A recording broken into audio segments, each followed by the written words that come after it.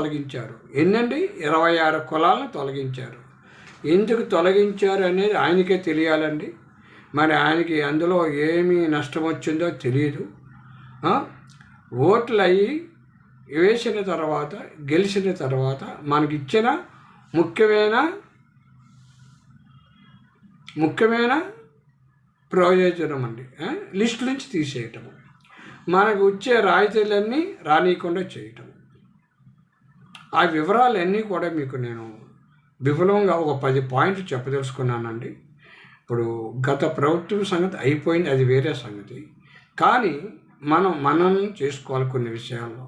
చేసుకోకపోతే ఇన్ ఫ్యూచర్లో మన కొత్త ప్రభుత్వాన్ని మంచి పనుల గురించి వారు చేస్తున్నారు కాబట్టి ఇంకా మనకి అందరికీ కావాల్సిన విషయాల గురించి వారితో డిస్కస్ చేస్తే తాజా వార్తలు